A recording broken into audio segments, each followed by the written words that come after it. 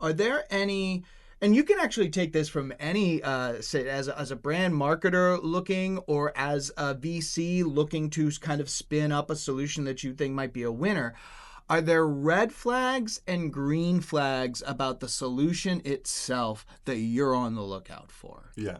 And by the way, I love your call out because I think if I look at my job right now, which is basically looking at startups and trying to understand who are going to be the winners of the future and also help them grow, I think the job is very similar to what I was doing before as a brand marketer, because you really need to understand what are the brand problems and from there try to understand who you want to partner with. So it's kind of similar, but to your point about red flags and green flags, somehow it maps also what we just discussed, which is really, as a red flag. If somebody is trying to be everything for everyone, I think that's a bit of a problem. Yes. If somebody doesn't have a specific customer reference, because this is something we didn't discuss before, and I think it's very important, because being able to have a logo on a website or on a slide, it's easy. Being able to describe exactly, I was working with this brand, this was the context, this was the region, this was the objective, these were the KPI, these are the actions, this is how we were differentiated, and these were the results on those KPIs, those objectives. So I think it's just a different way to present a case study, and so I think having those customer proofs is super, super important. So my point is having that clarity, not having that clarity on the narrative, not having the right customer proof points, not having the right governance. I mean, staying in the discussion about AI and data. So I think having that governance on who owns the data.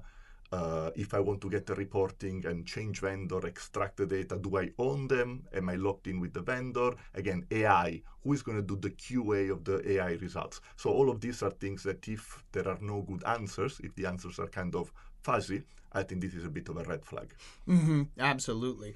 What are some green flags? What are some, oh wow, these people have thought beyond just the tech. These people are going to, because I think I agree completely.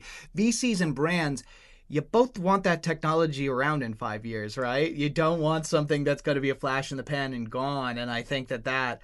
So are there green flags where you're like, oh, okay, this company's thinking beyond, they're seeing beyond their nose? Yeah, and I think on top of what we just discussed, which is basically, again, do you have clarity on the jobs to be done?